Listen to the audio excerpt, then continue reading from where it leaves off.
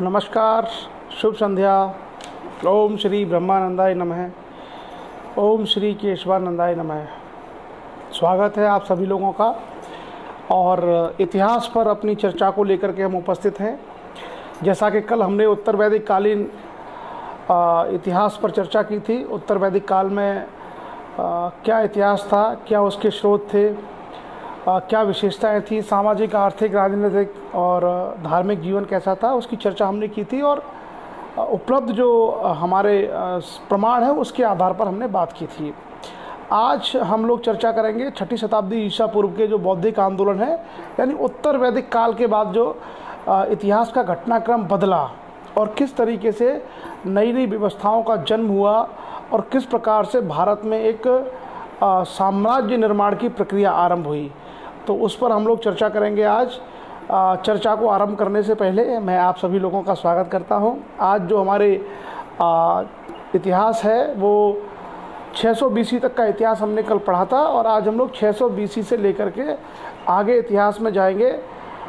उसकी चर्चा हम लोग करने वाले हैं, जिसको आमतौर पर बुद्ध काल आप कह सकते हैं, जिसको आमतौर पर आप जैन और बौद्ध धर्म का समय कह सकते हैं, या नवीन जो साम्राज्य था उसके निर्माण का आप काल कह सकते हैं। ये उत्तर वैदिक काल के बाद की बात है। तो उत्तर वैदिक काल में कल हमने देखा था कि यजुर्वेद, सामवेद, अथर्ववेद और आरण्यक, ब्राह्मण, उपनिषद ग्रंथों के आधार पर किस तरह की सामाजिक, राजनीतिक और आर्थिक परिस्थितियाँ बनी। उसमें एक चीज़ और जो विशेष उल्लेखनीय थी उसकी चर्चा हमने की थी कि कर्मकांड बहुत हावी होता चला गया था और दो धाराओं में समाज बट गया था। एक यज्ञ, कर्मकांड और बलि पर आधारित और एक दार्शनिक परंपरा।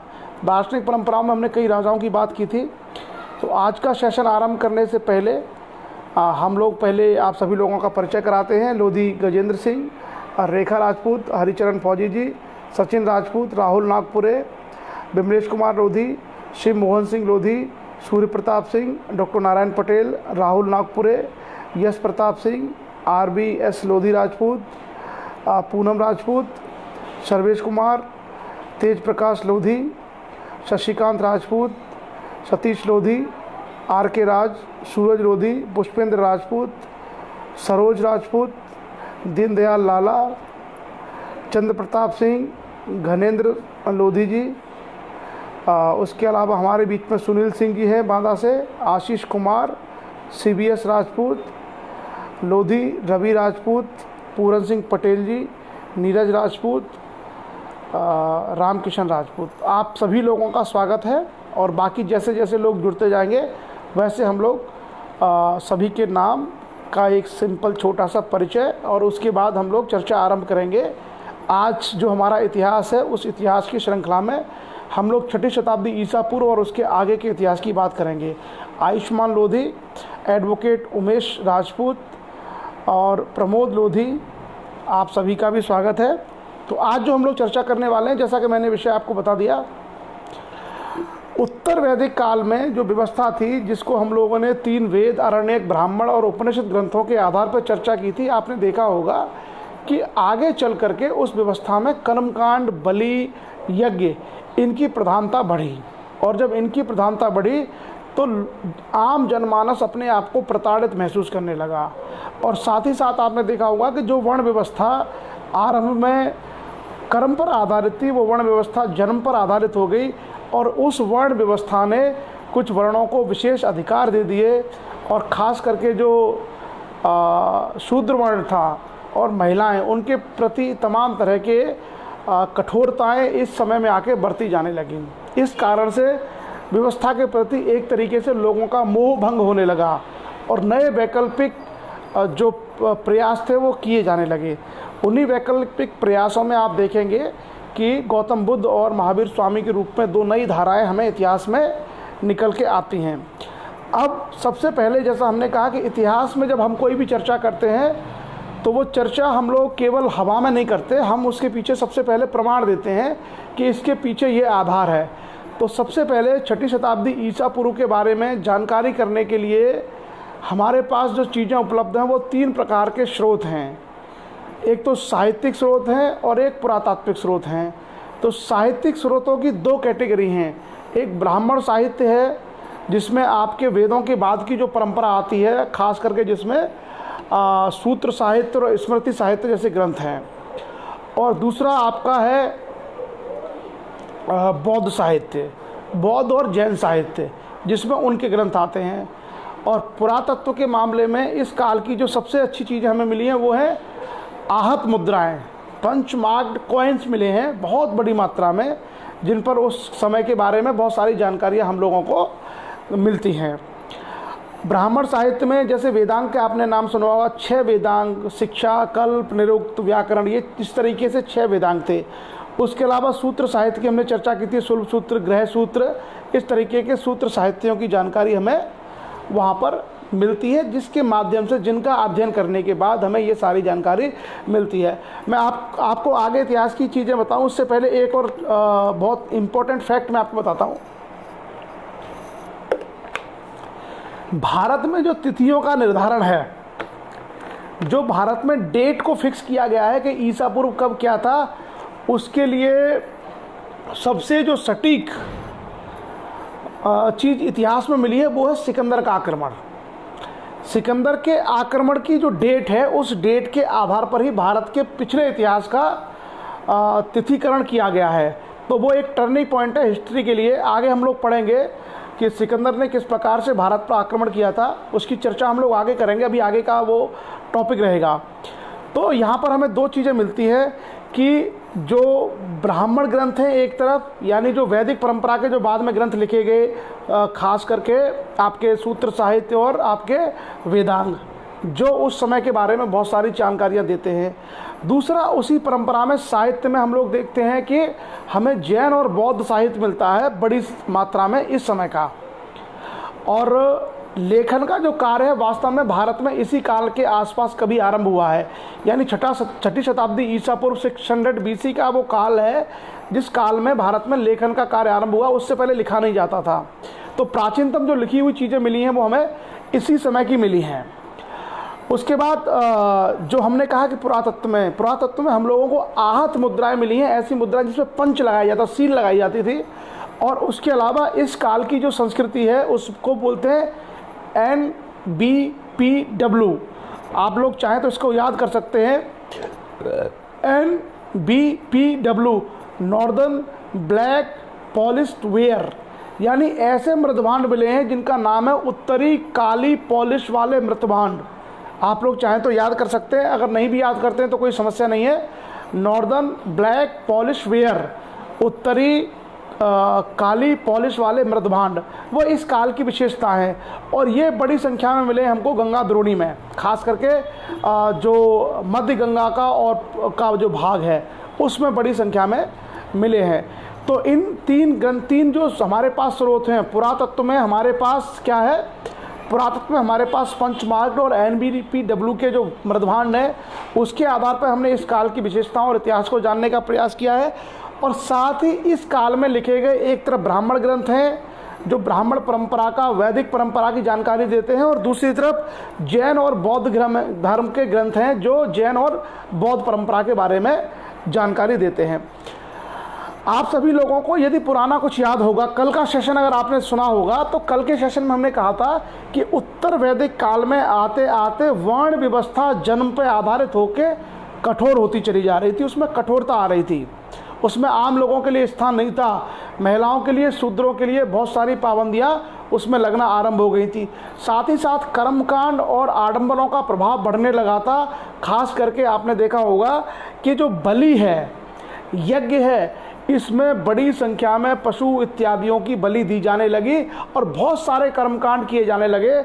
आप लोगों ने सुना होगा, जो कर्मकांड आप अगर कभी पढ़ते होंगे कि 13वीं तक जो कर्मकांड होते हैं, आपने सुना होगा, जन्म का कर्मकांड, फिर नाम रखने का, फिर खाना खिलाने का, इस तरीके से तमाम तरह के कर्मकांड किए जाने लगे।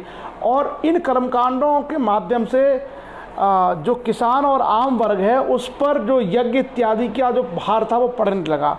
तो समाज में एक तनाव पैदा होने लगा, समाज की समरसता, समाज का भाईचारा वो समाप्त होने लगा और समाज में एक तनाव पैदा होने लगा, जिसके कारण कुछ वर्ग जिन्होंने अपने आप को विशेषाधिकार प्राप्त कर लिए थे, जो प्रिविलेज हो गए थे, जैसे ब्राह्मण वर्ग, उसका शिक्षा पर अधिकार था, उसको दंडित नहीं किया जा सकता था, तो उन लोगों के पास सारी सुविधाएं हो गई। क्षत्रिय वर्ग का कार्य था राज का चलाना, तो उसके पास सुविधाएं हो गई।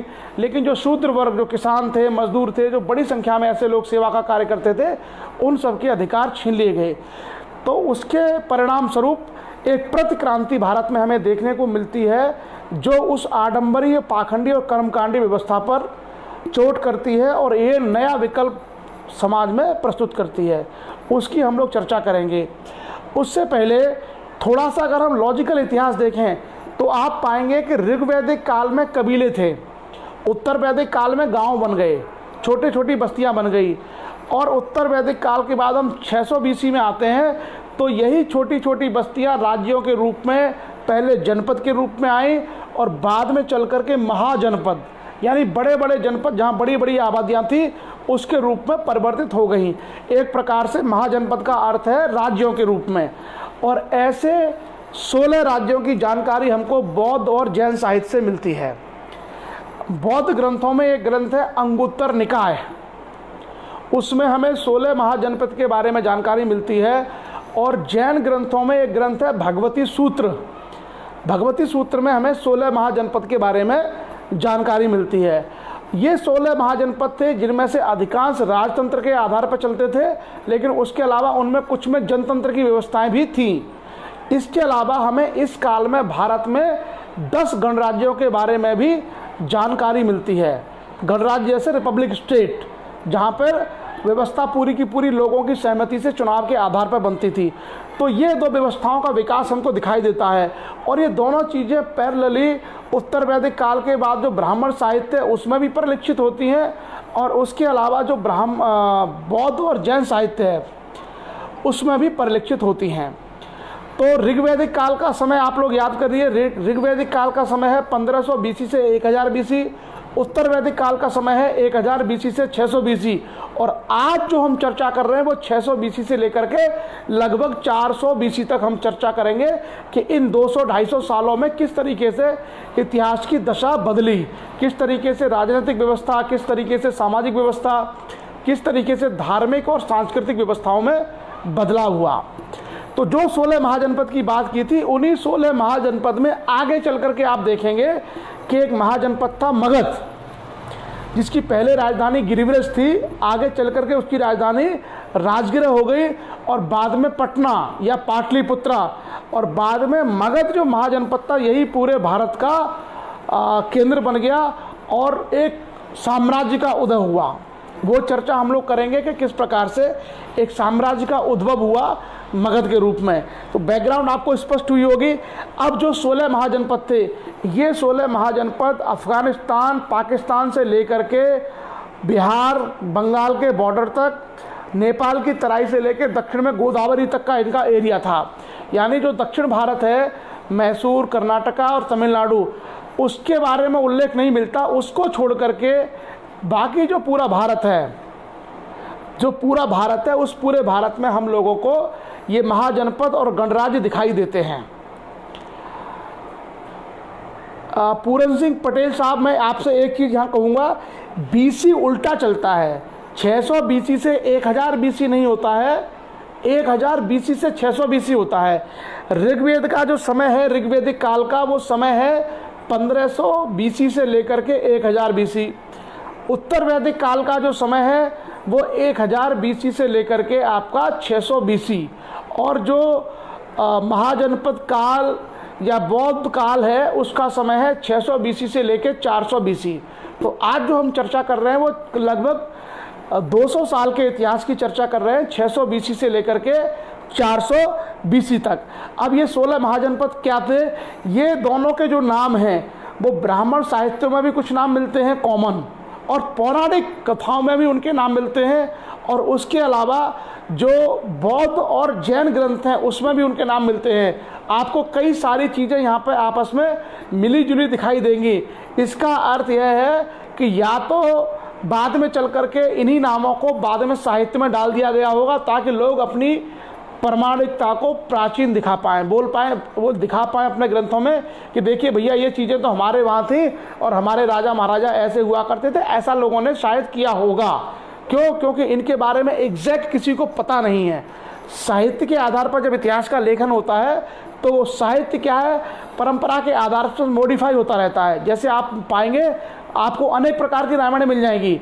तुलसीदास की रामायण अलग है, कंबन की रामायण अलग है, कालिदास की रामायण, मतलब बहुत उनकी जो वाल्मीकि हैं उनकी रामायण अलग है। तो ग्रंथों का क्या है, समय समय पर ऑल्ट्रेशन हुआ है, उनको लोगों ने अपने सुविधा के हिसाब से बदला होगा, इस बात से इनकार नहीं किया जा सकता। अब जो 16 महाजनपद थे वो क्या थे? काशी, जिसको हम लोग बनारस कहते हैं, आपने सुना होगा।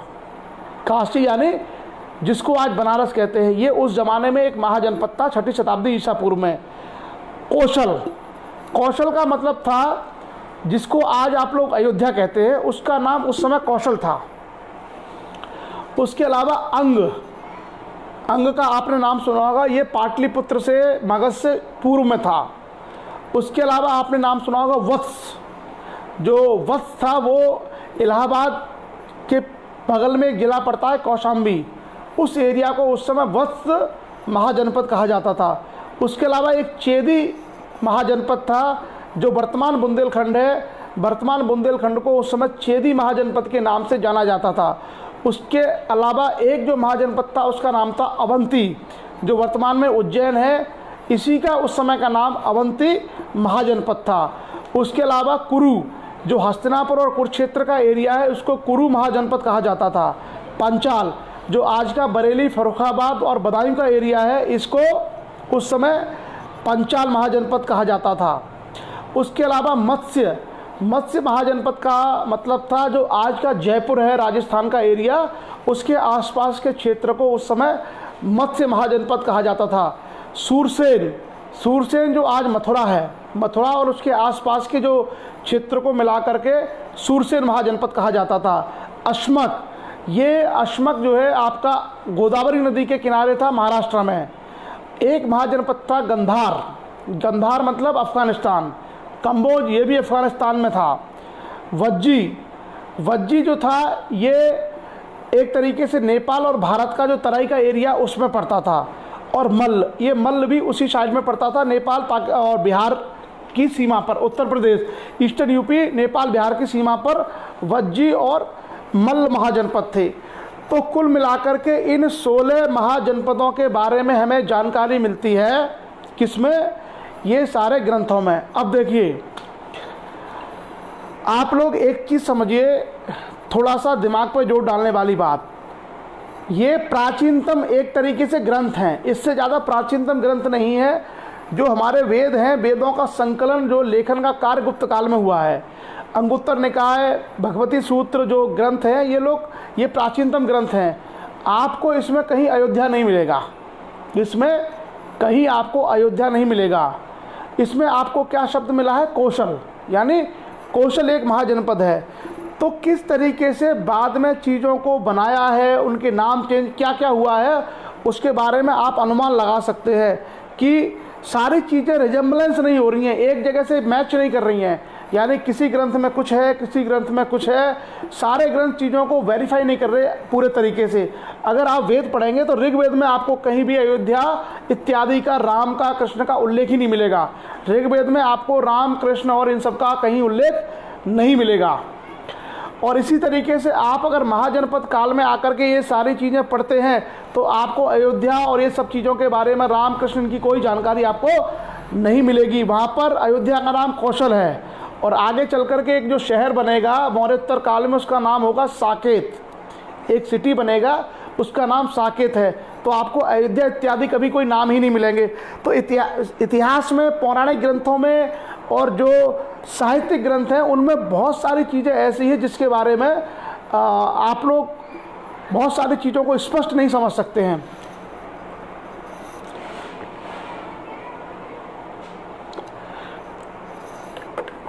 जैसा मैंने कहा कि रामायण के बारे में दुनिया भर में बहुत सारे संकलन हैं, इसलिए हम लोग उसके बारे में नहीं कहेंगे, क्योंकि ये भावनात्मक मुद्दा है, लोगों को शायद अलग व्याख्या करने लग जाएं। तो ये जो 16 महाजनपद की हमने बात की, अब उन 16 महाजनपदों के अलावा उस काल में हमें 10 गणराज्यों की जानकारी मिलती है, रिपब्लिक स्टेट। और जो गौतम बुद्ध थे वो एक रिपब्लिक के ही रहने वाले थे, गणराज्य में ही उनका जन्म हुआ था। गणराज्य की ऐसी प्रणाली थी जहाँ पे आमतौर पर, ये शायद आपको बहुत काम नहीं आएंगे बट आपके लिए मैं पढ़ देता हूँ कि 10 गणराज्य कौन से थे। वैशाली एक जगह पड़ती है बिहार में, वहाँ पर लिच्छवी गणराज्य था। मिथिला एक जगह पड़ती है नेपाल में, वहाँ पर विदेह गणराज्य था। जो पुराणों में या जो धार्मिक ग्रंथों में जो कहा जाता है कि विदेह की कौन थी, सीता जी, मिथिला की। लेकिन यहाँ पर जो मिथिला का उल्लेख आया है वो मिथिला का विदेह गणराज्य का उल्लेख आया है, कोई राजतंत्र का उल्लेख नहीं आया है। उसके अलावा रामग्राम एक जगह पड़ती थी गोरखपुर के शायद कहीं आसपास, वहाँ का कोलीय गणराज्य था। पावा का आपने नाम सुना होगा, पावा में मल्ल गणराज्य था, कुशीनगर के पास पड़ता है। और एक कुशीनारा जगह थी, वहाँ के मल्ल, कुशीनारा और पावा 2 जगह मल्ल गणराज्य थे, रिपब्लिक स्टेट। उसके अलावा पिप्पलवन में मौर्य गणराज्य था और कपिलवस्तु में शाक्य गणराज्य था। कपिलवस्तु के जो शाक्य गणराज्य था इसी में गौतम बुद्ध का जन्म हुआ था। उसके अलावा अल्लकप करके एक गणराज्य था जिसमें बुली लोग रहते थे। और उसके अलावा केशपुत्र के कालाम, उनका एक गणराज्य था जिसमें एक व्यक्ति हुआ था आलार कलाम जो है गौतम बुद्ध के गुरु थे।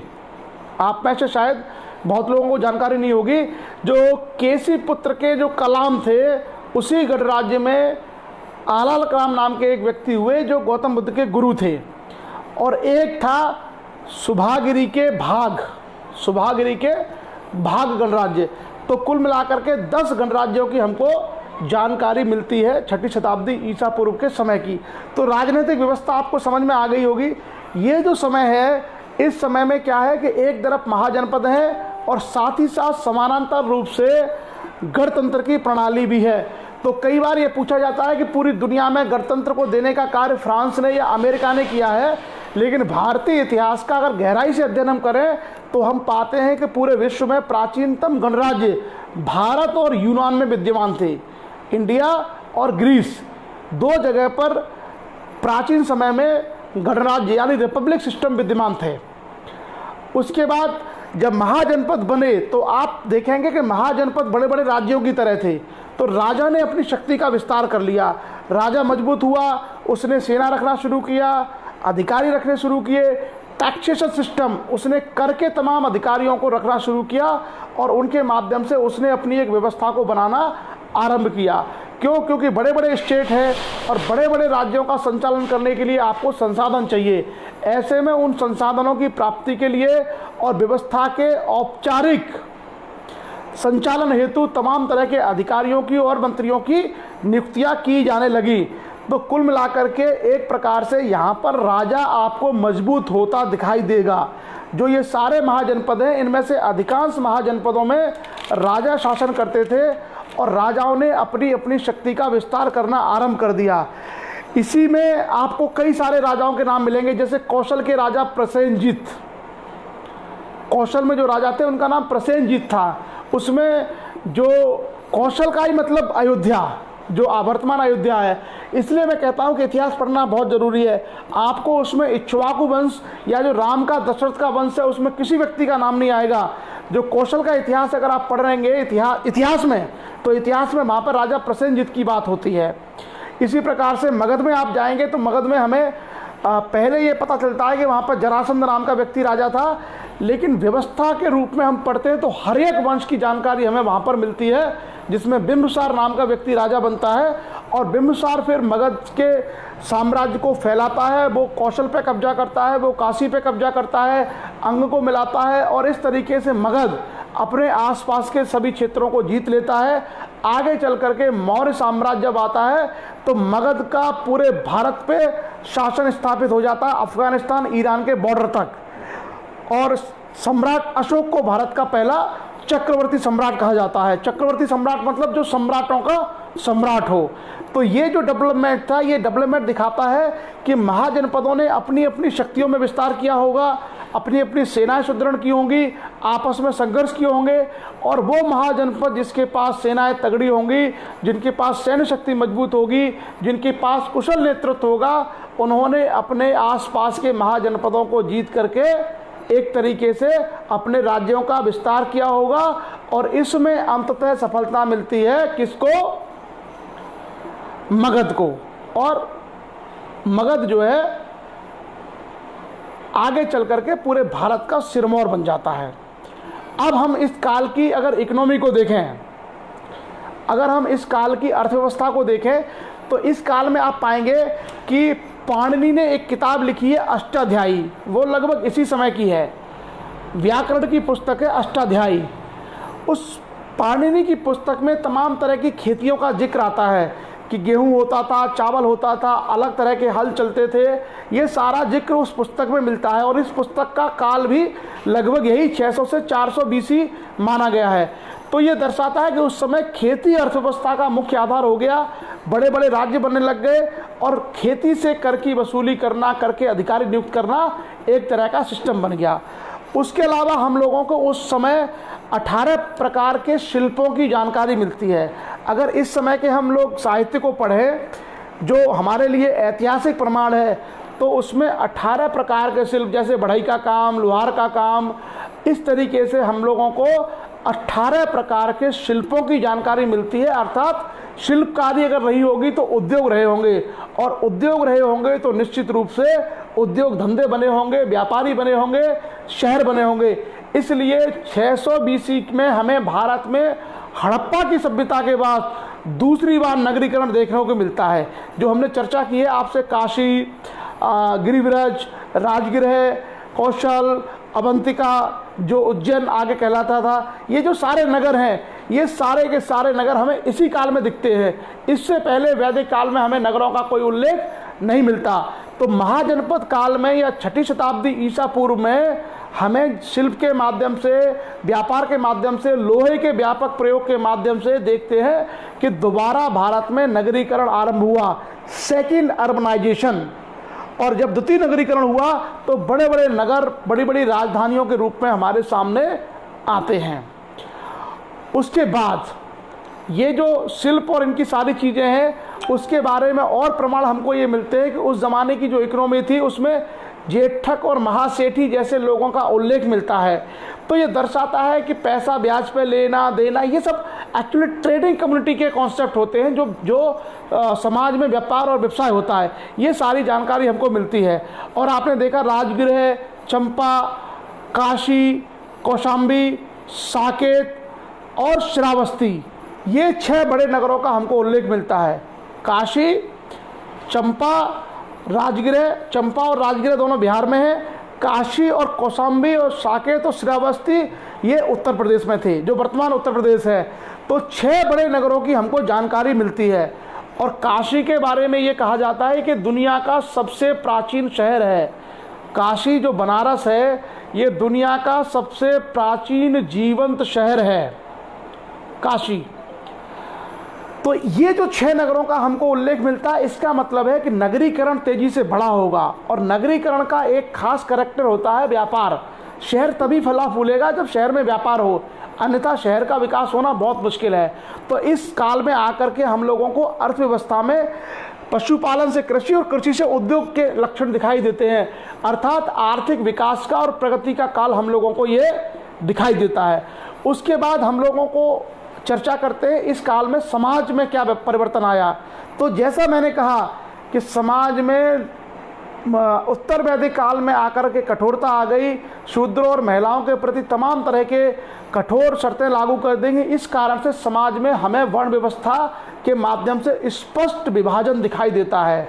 और वर्ण व्यवस्था में जो ऊपर के लोग थे उनके पास अधिक अधिकार थे, और महिलाएं और शूद्र वर्ण के साथ बड़ी समस्याएं हम लोगों को इस काल में देखने को मिलती हैं। अर्थात ये जो काल है, इस काल में आपको तमाम सामाजिक समस्याओं के बारे में पढ़ने को मिलेगा, और कर्मकांड की और इन सब चीज़ों की चरम सीमा आपको यहाँ पर दिखाई देगी। उसके अलावा जो शूद्र वर्ग है, उनकी दयनीय स्थिति के बारे में हम लोगों को इस काल में देखने को मिलेगा। और इसी की प्रतिक्रिया में आप देखेंगे कि बौद्धिक क्रांति के रूप में जैन और बौद्ध धर्म के आंदोलनों का उद्भव हुआ। तो अगर हम वैदिक साहित्य और परंपरा के अनुसार देखें तो किस तरह का सामाजिक व्यवस्था थी जिसमें भेदभाव था, जिसमें कठोरता थी, ये सारी चीज़ें हम लोगों को यहाँ देखने को मिलती हैं। इस काल के अगर हम ग्रंथों का अध्ययन करें तो इस काल में हम लोगों को 6 जातियों की जानकारी मिलती है। उनमें से कुछ जातियाँ आज भी आप लोगों ने सुनी होंगी, जैसे हमें मिलता है चंडाल, चंडालों के बारे में उल्लेख मिलता है। उसके अलावा निषाद, निषाद जाति का उल्लेख हमको इस काल में मिलता है। उसके अलावा वेड़, रथकार, रथकार को हम संभवतः समझ सकते हैं बढ़ई, और पुक्कस, पुक्कस जाति का उल्लेख मिलता है। ये इस काल की प्रमुख जातियां हैं। और एक बौद्ध ग्रंथ है जिसका नाम है हीन सिप। एक्चुअली जो बौद्ध साहित्य है वो लगभग भारत में सबसे प्राचीन साहित्य उपलब्ध है, और सिर्फ भारत में ही नहीं था, ये श्रीलंका में था, ये तिब्बत में था, ये दुनिया भर में था। बाद में जाकर के विद्वान लोग इसको कलेक्ट किए और वहाँ से चीज़ों को लेके आए, तब चीज़ों को कोरिलेट करने का प्रयास किया। उसके बाद दास प्रथा का हम लोगों को समाज में इस समय उल्लेख मिलता है, और 3 प्रकार के दासों की चर्चा तो विनय पिटक में होती है। उसके अलावा आपको तमाम जो पुराने ग्रंथ है उसमें अनेक प्रकार के दासों का हम लोगों को जानकारी मिलती है। और जैसा हमने चर्चा की कि आगे चल करके जो ये महाजनपद थे, राजनीति की हमने बात कर ली, हमने इनके धर्म की बात की कि धर्म में क्या है, जो बलि और ये इसका कॉन्सेप्ट है एक तरफ, और दूसरी तरफ बौद्ध और जैन के माध्यम से सामाजिक समरसता पर आधारित एक नई व्यवस्था का जन्म हो रहा है। और संघर्षों के माध्यम से हम देखें, संघर्षों के माध्यम से हम देखें तो क्या होता है कि मगध ने ये सारी जो महाजनपद थे इन पर धीरे धीरे अपना आधिपत्य स्थापित कर लिया, और सारे महाजनपद समाप्त होकर के बाद में भारत में मगध साम्राज्य का उद्भव हुआ। मगध साम्राज्य में जो हर्यक वंश का राजा था बिंबिसार, जिसने मगध की वास्तव में स्थापना की थी, वो गौतम बुद्ध का समकालीन था। और बिंबिसार के बाद जो अजातशत्रु था उसका बेटा, वो भी गौतम बुद्ध का समकालीन था। अब ये तो है उस काल की राजनीतिक, सामाजिक और धार्मिक व्यवस्था। अब हम आते हैं इस काल में गौतम बुद्ध के ऊपर। क्यों? क्योंकि हम लोग जो चीज़ें करेंगे मगध के बारे में जब हम चर्चा करेंगे तो फिर से कहानी को दोबारा स्टार्ट करेंगे, और गौतम बुद्ध और जैन को हम कंप्लीट करने के बाद,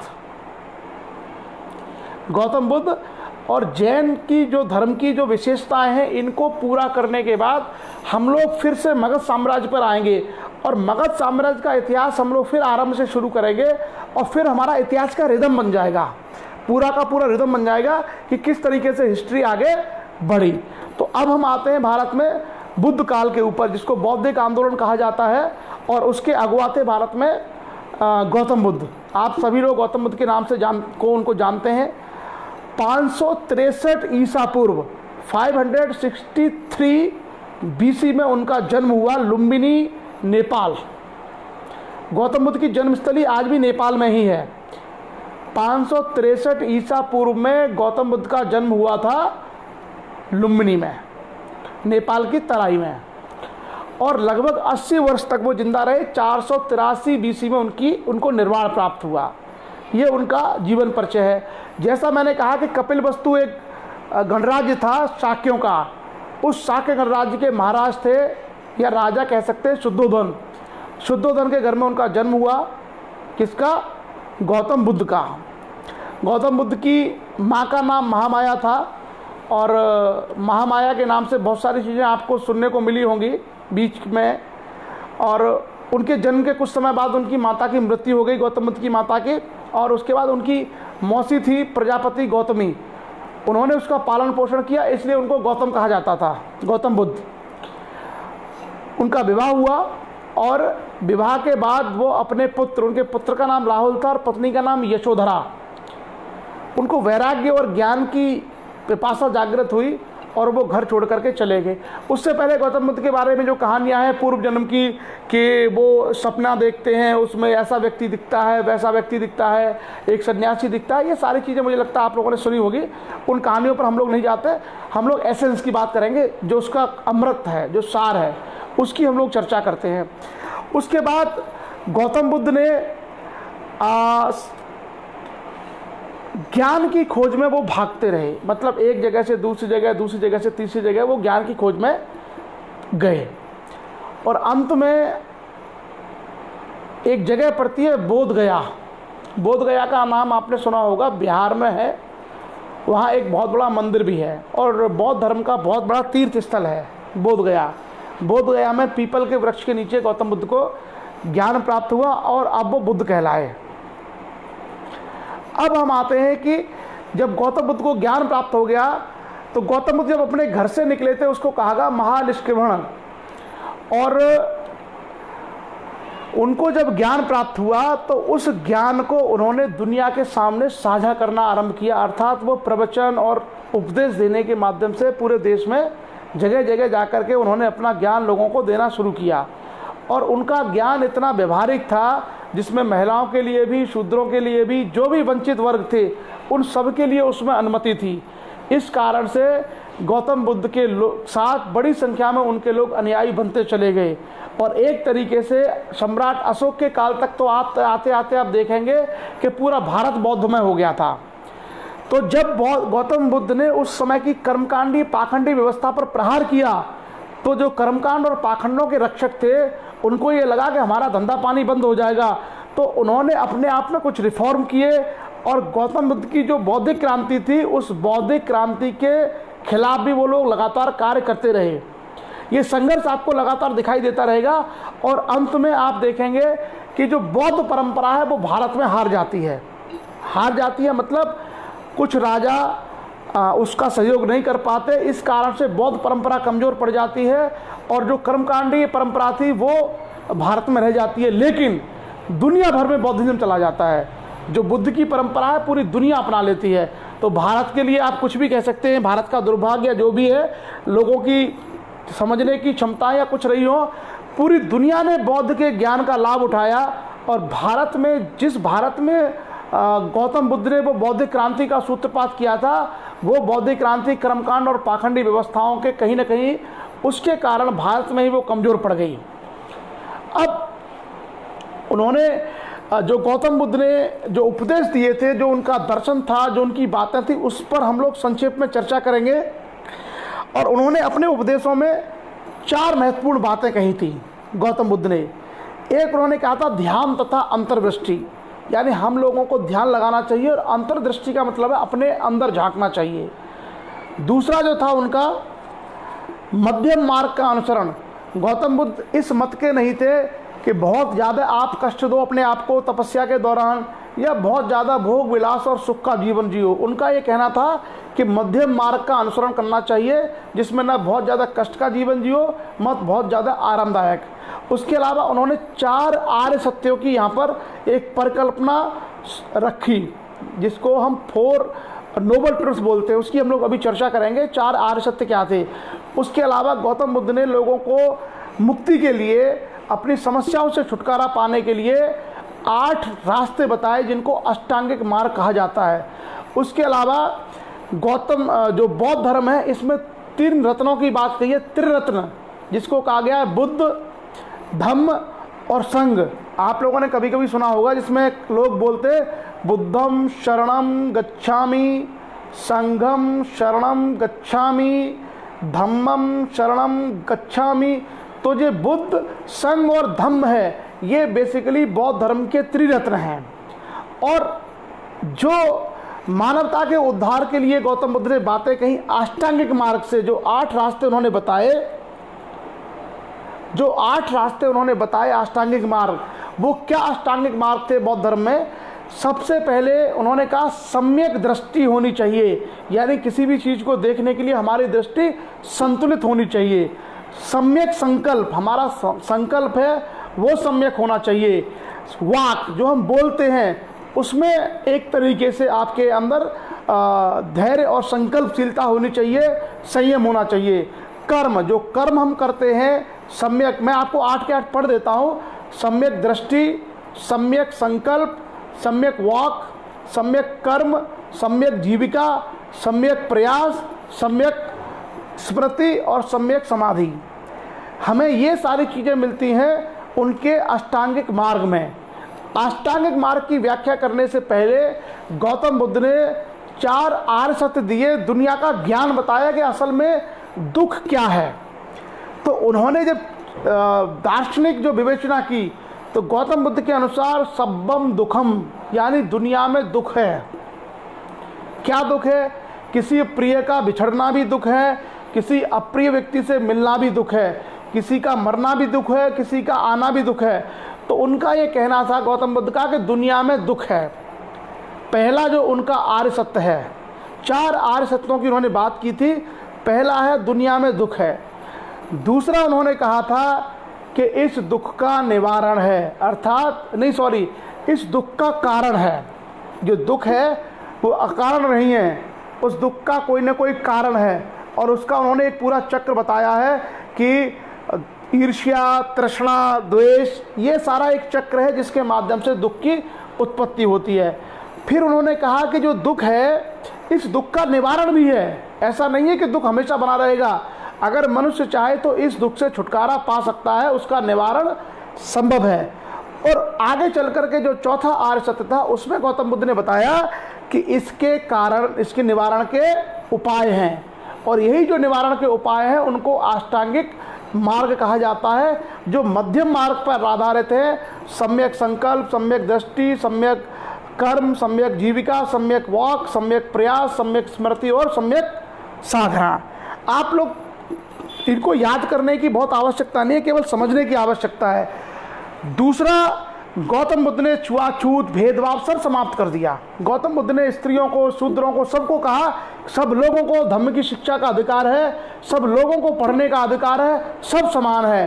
तो एक प्रकार से छुआछूत पर आधारित, वर्ण व्यवस्था के भेदभाव पर आधारित, स्त्रियों के अधिकारों को वंचित करने वाली व्यवस्था को त्याग करके गौतम बुद्ध ने मानवता के आधार पर पूरी भारत को, पूरी दुनिया को एक संदेश दिया कि सभी प्राणी समान हैं, सभी प्राणियों के दुख हैं, सभी प्राणियों के दुखों का निवारण है, सभी समान है। इसलिए सभी लोगों को अपने जीवन में सुख प्राप्त करने का और दुखों से मुक्त होने का अधिकार है, सभी को शिक्षा ग्रहण करने का अधिकार है। और साथ ही साथ गौतम बुद्ध ने 5 शीलों की बात की, जिनको पंचशील कहते हैं। भारत की विदेश नीति का बहुत बड़ा हिस्सा है पंचशील। आप लोग अगर पढ़ेंगे कभी इंडियन फॉरेन पॉलिसी, और खास करके एक आंदोलन चलाया था नॉन अलाइंड मूवमेंट, नेम गुट निरपेक्ष आंदोलन। उस समय जवाहरलाल नेहरू, बोरिस येल्सिन और इन लोगों ने चलाया था। जवाहरलाल नेहरू और नासिर जो मिस्र के राष्ट्रपति थे, उन लोगों ने चलाया था गुट निरपेक्ष आंदोलन। तो उसमें आपने देखा कि पंचशील जो है उसके कोर में है, प्रिंसिपल में, भारत की फॉरेन पॉलिसी का हिस्सा है। तो जो पंचशील का सिद्धांत है ये गौतम बुद्ध के ही दर्शन से लिया गया है। 5 शील गौतम बुद्ध ने क्या बताए? हिंसा न करना, पहला शील हिंसा न करना, दूसरा शील चोरी न करना, तीसरा शील व्यभिचार न करना, चौथा शील झूठ न बोलना और 5वां शील था नशा न करना। ये बातें बहुत समय पहले 600 BC में गौतम बुद्ध बता के गए थे। तो इन सारी चीज़ों के माध्यम से हम लोग गौतम बुद्ध और बौद्ध दर्शन को समझ सकते हैं। बौद्ध दर्शन में 3 चीज़ें और आपको मिलेंगी। एक था आपका चैत्य और विहार। चैत्य मतलब जहाँ पूजा होती थी और विहार जहाँ पर भिक्षु रहते थे। मठ के अंदर दोनों चीज़ें होती थी, एक चैत्य यानी पूजा स्थल और एक विहार। उसके अलावा बौद्ध परंपरा में आपने आगे चल के देखा होगा कि स्तूपों का निर्माण हुआ, यानी बौद्ध भिक्षु इत्यादि की जहाँ पर मृत्यु हो जाती थी उनके अवशेषों के आधार पर स्तूपों का निर्माण होता था। तो कुल मिलाकर के ये जो हमने चर्चा की है वो चर्चा की है आपके बौद्ध धर्म, गौतम बुद्ध, उनका योगदान और बौद्ध फिलॉसफी क्या है। तो मुझे लगता है अधिकांश लोगों को ये सारी चीज़ें समझ में आती होंगी, ये सारी चीज़ें लोगों को पहले से पता होंगी। फिर भी हम लोगों का एक प्रयास ये है कि हम लोग अपनी ऐतिहासिक, ये क्योंकि ये सारी चीज़ें प्रमाणिक हैं, जो गौतम बुद्ध के समय के बारे में जो बातें की जा रही है सारी ऐतिहासिक हैं, सारी हिस्टोरिकल हैं, ये कल्पना नहीं है। जैसे आपने कहा कि कोई देवता हवा में उड़ के जाते थे, वो काल्पनिक है, वो पौराणिक है, उसके बारे में कोई ऐतिहासिक एविडेंस नहीं है। लेकिन गौतम बुद्ध ने जो कहा, गौतम बुद्ध ने जो किया, वो सारी की सारी चीज़ें ऐतिहासिक हैं, सारी की सारी चीज़ें रिकॉर्ड में उपलब्ध हैं। इसलिए गौतम बुद्ध को भारतीय इतिहास का पहला समाज सुधारक कहा जाता है। भारत के इतिहास में समाज को सुधारने का, समाज में समरसता लाने का, समाज में शिक्षा लाने का, समाज में भाईचारा लाने का, समाज में मानवता पैदा करने का पहला काम अगर किसी व्यक्ति ने किया है तो पूरे इतिहास में सबसे पहला नाम आता है गौतम बुद्ध का। और गौतम बुद्ध ने जो अपनी आध्यात्मिक ऊर्जा है, उस आध्यात्मिक ऊर्जा को, पूरी की पूरी आध्यात्मिक ऊर्जा को मानव कल्याण में और सृजनकारी कार्यों में लगाया। और आपको मैं बताऊं, गौतम बुद्ध के बाद संभवतः स्वामी ब्रह्मानंद जी दूसरे व्यक्ति थे ऐसे जिन्होंने अपनी आध्यात्मिक ऊर्जा का पूरा प्रयोग मानव कल्याण के लिए किया। गौतम बुद्ध ने जो उनकी पूरी आध्यात्मिक ऊर्जा थी वो उन्होंने मानव कल्याण में लगाया। धर्म के बारे में, वेदों के बारे में जैसा आपने पढ़ा होगा, गौतम बुद्ध उनको नहीं मानते थे। साथ ही साथ गौतम बुद्ध के और भी बहुत सारी चीज़ें, उनकी फ़िलॉसफी में हम लोग नहीं जाएंगे क्योंकि फ़िलॉसफी एक अलग विषय है कि उसमें उन्होंने किस चीज़ की चर्चा की है। और ईश्वर इत्यादि को वो नहीं मानते थे। वो ये कहते थे कि मनुष्य की जो तृष्णा वही दुखों का कारण है और मनुष्य अगर अपने आचरण में सुधार कर लेता है तो वहीं से उसके दुखों की समाप्ति हो जाएगी। तो कुल मिलाकर के ये एक बौद्ध विचार, बौद्ध दर्शन, बौद्ध फिलॉसफी है। और बाद में चल कर के इसका इम्पैक्ट इतना ज़्यादा हुआ कि आने वाले बड़े बड़े राजाओं ने, चाहे वो सातवाहन राजा रहे हों, चाहे वो सम्राट अशोक रहा हो, तमाम राजाओं ने, श्रीलंका के राजाओं ने, तिब्बत के राजाओं ने, आगे चल कर के चीन में, जापान में, दुनिया में बहुत सारी जगह पर बौद्ध धर्म फैल गया। उसकी बड़ी वजह यही थी कि बौद्ध धर्म का जो कोर था वो ये था कि असमानता और भेदभाव पर आधारित, मानव और मानव के शोषण पर आधारित व्यवस्था को समाप्त करके सौहार्द, भाईचारा, एकता पर आधारित व्यवस्था का निर्माण होना चाहिए। धर्म का द्वार सभी के लिए खुला होना चाहिए, शिक्षा का द्वार सभी के लिए खुला होना चाहिए। ये बहुत साधारण सी बातें गौतम बुद्ध ने कही थी। बाद में उस पर लोगों ने कुछ और चीज़ें जोड़ी और उसकी आलोचना, उसकी प्रशंसा, ये सारी चीज़ें चलती रही। लेकिन हम लोगों को उनकी फ़िलॉसफी से ये सारी कोर बातें सीखने की हैं। और इसी पर आगे चल कर के आप देखेंगे कि सम्राट अशोक जो महान बना है, भारत के इतिहास में बहुत से राजा महान हैं, लेकिन आपको सबके नाम के आगे महान शब्द कभी नहीं मिलेगा। आप अशोक महान ही पढ़ेंगे। आप लोगों ने कभी हर्ष महान, पृथ्वीराज महान, राणा प्रताप महान, चंद्रगुप्त मौर्य महान, ये कभी नहीं पढ़ा होगा। आप केवल सम्राट अशोक के नाम के आगे ही पढ़ेंगे भारतीय इतिहास में, अशोक महान। और अशोक की महानता में इसी बौद्ध धर्म का बहुत बड़ा योगदान था। दुनिया को ऐसा संदेश अशोक ने दे दिया था जिसकी कल्पना आज नहीं की जा सकती। पूरा जो विश्व बौद्धमय हुआ, पूरे विश्व में उनका जो एकता और शांति का संदेश गया। गौतम बुद्ध शांति के बहुत बड़े पुजारी थे। जो महात्मा गांधी ने जो शांति का कॉन्सेप्ट लिया है, शांति का और अहिंसा का कॉन्सेप्ट सबसे पहले गौतम बुद्ध ने दिया था। और उसी शांति और अहिंसा के कॉन्सेप्ट को महात्मा गांधी ने लिया गौतम बुद्ध से।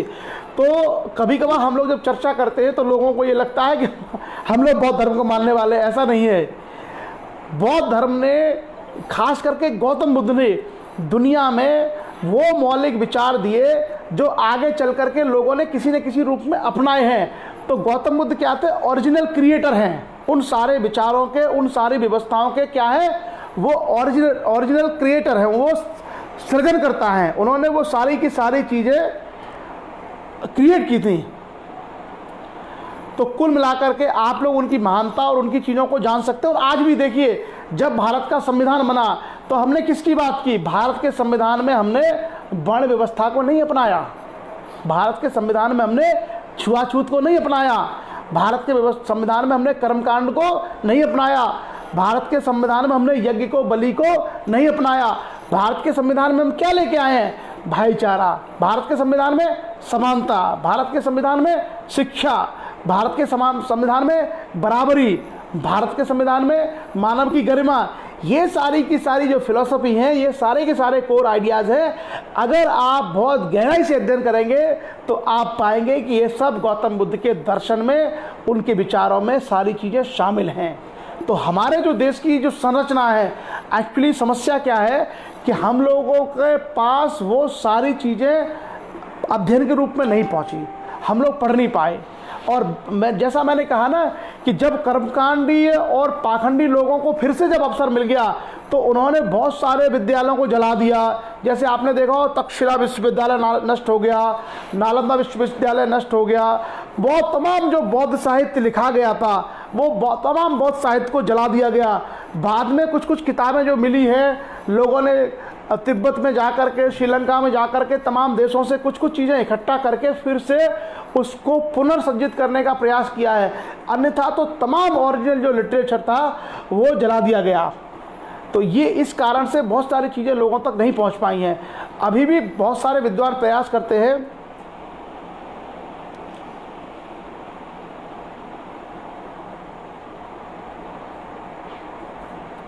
नहीं, बेसिकली क्या है, बौद्ध धर्म एक अलग चीज़ है। मैं बौद्ध फिलोसफी की बात कर रहा हूँ जो उनके समाज सुधार के कार्य हैं। गौतम बुद्ध ने कहा कि महिलाओं को बराबरी का अधिकार मिलना चाहिए, उससे पहले कोई बोलता ही नहीं था। आप पढ़िए, अगर आप लोगों को उत्तर वैदिक कालीन ग्रंथों को पढ़ने का अवसर मिले तो आप मनुस्मृति में या सूत्र साहित्य में या उपनिषद में आप पढ़िए, उनके प्रति कितने जो है गलत भाषा का प्रयोग किया गया है। आप पढ़ के देखिए। गौतम बुद्ध पहले व्यक्ति हैं, शूद्रों के प्रति और तमाम लोगों को कितने बुरी तरीके से वहाँ पर दंड भेद किया जाता था। गौतम बुद्ध ने कहा कि भाई सबको अधिकार है, सब समान हैं, सब मानव हैं। तो ये जो सारी चीज़ें हैं उनके दर्शन से निकल के आई। इसलिए मैंने कहा ना आपसे कि जब भी भारत के प्रधानमंत्री जाते हैं बाहर या भारत को जो रिप्रेजेंट करते हैं तो वो बोलते हैं कि मैं बुद्ध की धरती से आया हूँ। तो ये कोई बहुत छोटी बात नहीं है, ये बहुत बहुत बड़ी बात है और इसका बहुत गहरा निहितार्थ है कि जब वो ये कहते हैं कि मैं बुद्ध के देश से आया हूँ, मैं बुद्ध की धरती से आया हूँ। तो बुद्ध की धरती कहने का मतलब ये है कि हम प्रामाणिक रूप से लोगों को कह सकते हैं कि ऐसा हमारे इतिहास में हुआ है। पौराणिक और काल्पनिक कथाओं के आधार पर हम दुनिया को ये नहीं कह सकते कि ऐसा हुआ है। आप आप अमेरिका में जाके ये नहीं कह सकते हो कि हमारे यहाँ जो है 10-10 फीट के 15-15 फीट के जो है लोग हुआ करते थे, तो वो नहीं एक्सेप्ट करेंगे। लेकिन अगर बुद्ध की फिलॉसफी आप उनके सामने रखोगे तो उसके प्रमाण उनके भी रिसर्चर के पास हैं, पूरी दुनिया उसको मानती है। इसलिए इंटरनेशनल लेवल पर जाते हैं तो हम गर्व के साथ कहते हैं कि हम बुद्ध की भूमि से आए हैं। यही हमारी आज तक की चर्चा है और आप सभी लोग थोड़ा सा माइंड को ओपन करके इनको पढ़ें। ऐसा नहीं है कि हम अपनी विचारधारा में और अपनी चीज़ों में इतने संलिप्त हो जाएं कि कभी हम लोग सच्चाई को पढ़ने का, सच्चाई को स्वीकार करने का प्रयास ही ना करें। तो हम लोग थोड़ा सा अपने माइंड को ओपन रखें, खास करके धार्मिक विषयों के मामले में। अगर थोड़ा सा अपने दिमाग को खुला रखेंगे, अपने मन से पूर्वाग्रह को हटा देंगे तो हम सत्य को अधिक नज़दीक से जान पाएंगे, यथार्थ को अधिक अच्छे से समझ पाएंगे, यथार्थ को अधिक अच्छे से महसूस कर पाएंगे। और हमेशा समस्या ही रही है ये जो कंट्राडिक्शन है कि दुनिया में जाके हम कहते हैं कि बुद्ध की धरती से आए हैं। बुद्ध का मतलब ज्ञानी भी होता है, बुद्ध का मतलब गौतम बुद्ध के अलावा बुद्ध का मतलब ज्ञानी भी होता है। इसलिए हम लोगों को ज्ञान के लिए अपने चक्षु हमेशा खुले रखने चाहिए। तो आज की चर्चा हम लोग यहीं तक रखेंगे और आप लोगों के कुछ कुछ सवाल आते रहते हैं कमेंट में। मैं फिर आपसे यही कहूँगा कि पूरी चर्चा के बाद यदि आप कमेंट करेंगे तो मैं भी उसको पढ़ पाऊँगा। उस पर अगर कोई राय या कोई उत्तर मुझे देना होगा तो मैं दे सकता हूँ। अगर एक फ्लो में मैं सेशन ले रहा हूँ और आपके यदि बीच में कमेंट आ जाते हैं तो फिर वो उसका आंसर नहीं दिया है। अनार सिंह जी का कहना है कि बाबा साहब ने बौद्ध धर्म अपना लिया था। अनार सिंह जी, बाबा साहब भीमराव अंबेडकर ने बौद्ध धर्म बाद में अपनाया है, संविधान का निर्माण पहले हो चुका था। बेसिकली गौतम बुद्ध का जो दर्शन है, उनके जो विचार हैं, वो भारत की आत्मा है, वो भारत की पहचान है, वो भारत की वास्तविकता है। तो संविधान निर्माता सभी लोग जानते थे, उसमें केवल ये नहीं है कि केवल एक ही वर्ग के लोग थे, उसमें जो सारे लोग तो जानते थे कि हम अगर संविधान में भाईचारे की बात नहीं करेंगे, संविधान में अगर शिक्षा की बात नहीं करेंगे, मानव की गरिमा की बात नहीं करेंगे, स्वतंत्रता की बात नहीं करेंगे, तो फिर ये संविधान लोगों के लिए सम्माननीय नहीं रहेगा।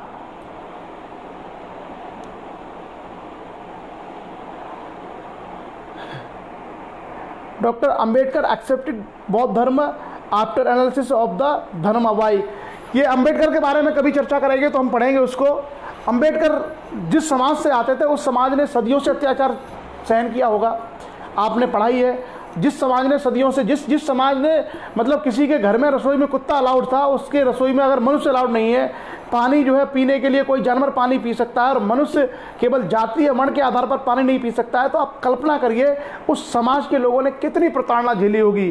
तो अंबेडकर ने निश्चित रूप से सारे धर्मों का अध्ययन करने के बाद वो इस निष्कर्ष पर पहुँचे कि जो धर्म मानवता की बात करेगा मैं उसमें जाऊँगा। संभवतः यही कारण रहा कि डॉक्टर भीमराव अंबेडकर साहब ने बौद्ध धर्म को अपनाया। तो चलिए, मुझे लगता है क्वेश्चन आंसर आप लोग लास्ट में करें, अच्छा रहता है। और कई सारे लोगों के क्वेश्चन जो है छूट गए। बुद्ध जैसे विचारकों को आप पढ़िए। जैसे हमने कहा ना कि हमारे समाज का सौभाग्य है स्वामी ब्रह्मानंद जी। हमारे समाज में आज भी 90% लोग नहीं जानते। हम लोग अपने सेशन के माध्यम से बहुत सारी चीज़ों की चर्चा करते हैं। मैंने स्वामी जी के ऊपर कई बार सेशन लिया है कि स्वामी जी की फ़िलॉसफी क्या थी, उनका जीवन कैसा रहा, उनके पार्लियामेंट के स्पीच कैसे रहे। पर अपने लोगों में आज भी इंटरेस्ट नहीं है। अपने लोग जो है दिन भर सोशल मीडिया पर धार्मिक पोस्टें डाल के ज्ञानी बनते हैं, धार्मिक बनते हैं। लेकिन स्वामी ब्रह्मानंद जी जैसे महापुरुष हमारे समाज में हुए, जिनके योगदान की तुलना नहीं की जा सकती, कोई उसकी तुलना नहीं कर सकता। हम लोग उनके बारे में जानना पढ़ना नहीं सीखते, उनके बारे में जानने की रुचि नहीं है, उनके कार्यों को, उनकी फिलॉसफी को नहीं जानते।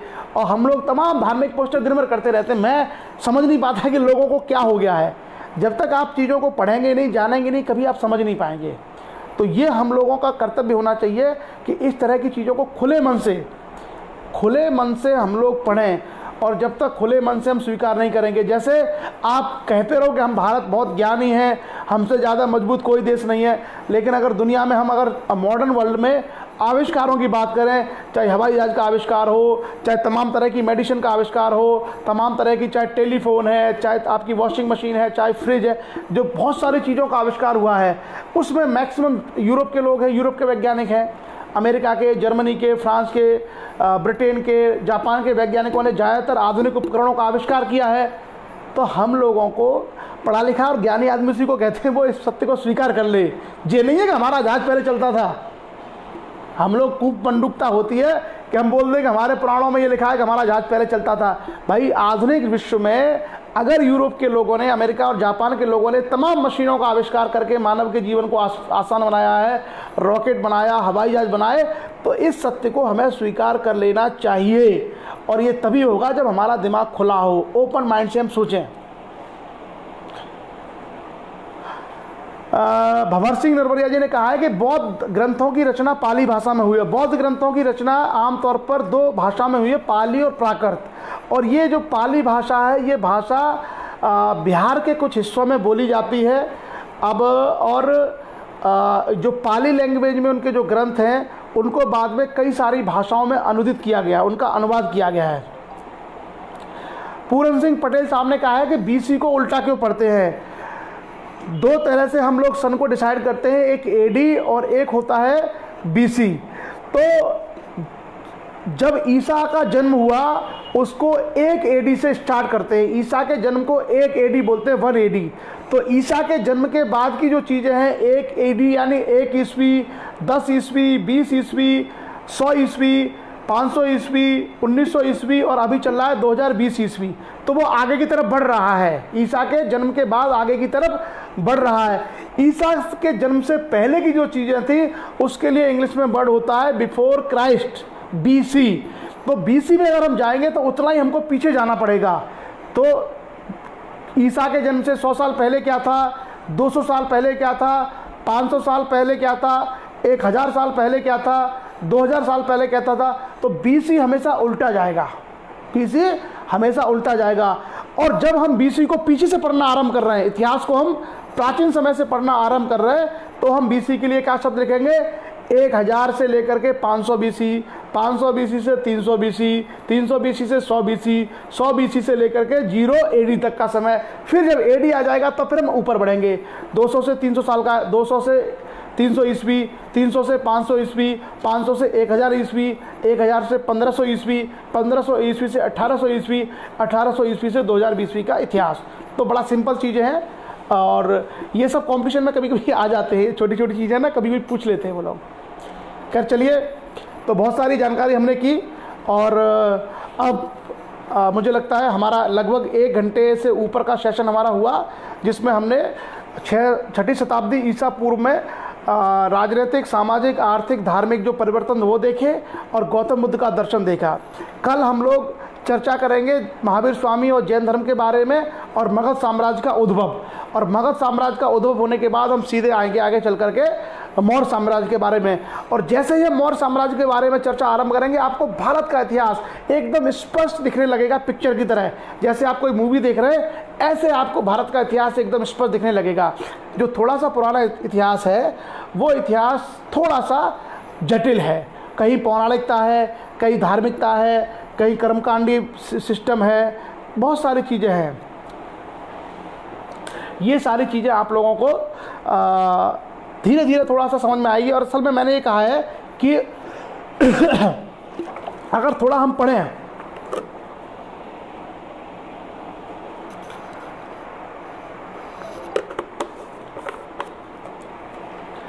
धर्म के बारे में हम लोग कभी और चर्चा करेंगे, तेज प्रकाश जी। वो धर्म एक ऐसा मुद्दा है ना, उसमें अगर हम चर्चा में उलझ गए तो आप कभी फिर अपनी जो काम की बात है वो नहीं कर पाएंगे। मैं इसलिए हमेशा धर्म की चर्चा को टालता हूँ। रिलीजन कंप्लीटली व्यक्तिगत मामला है, आपके अंतःकरण के अनुसार का मामला है। आपको जो मानना है आप मानिए, जैसे पूजा करनी है, जो करना है आप करिए। धर्म व्यक्तिगत मामला है, व्यक्तिगत तक अपने आप को व्यक्ति सीमित रखे, बस उस पर हम लोग चर्चा करके, कई बार लोगों की भावना जुड़ी होती है, कई बार लोग तमाम तरह की चीज़ें करते हैं, तो इसलिए हम लोग इन चीज़ों को अवॉइड करते हैं। हाँ, लेकिन जो ऑथेंटिक है, जो हिस्ट्री में दिया गया है, उसकी चर्चा हम लोग ज़रूर करते हैं। ये चर्चा आपको ये अच्छा उन्होंने पूछा था कि एडी का अर्थ क्या है, एनो डोमिनी, ये बता दिया है लोगों ने, कमेंट में लिख दिया है। तो आप सभी लोगों ने चलिए, एक धर्मेंद्र सिंह हिंदुस्तानी ने सवाल किया है कि सामाजिक सुधार क्रांति और वैज्ञानिक क्रांति में कौन पहले आया। तो अगर विज्ञान को हम ये कहें कि विज्ञान किसी विषय के क्रमबद्ध अध्ययन को कहते हैं, तो जब से मनुष्य है तब से कोई ना कोई विज्ञान तो रहा होगा। लेकिन आधुनिक समय में जो हम विज्ञान की बात करते हैं, मॉडर्न साइंस की बात करते हैं, तो मॉडर्न साइंस करंट का फेनोमेना है। और जो सोशल रिफॉर्म्स हैं, जब से समाज है तब से चल रहे हैं किसी न किसी रूप में। तो अगर इस रूप में आप देखेंगे तो आप पाएंगे कि सोशल रिफॉर्म्स के जो काम है वो पहले आरंभ हुए होंगे, क्योंकि सोसाइटी बहुत पहले से है।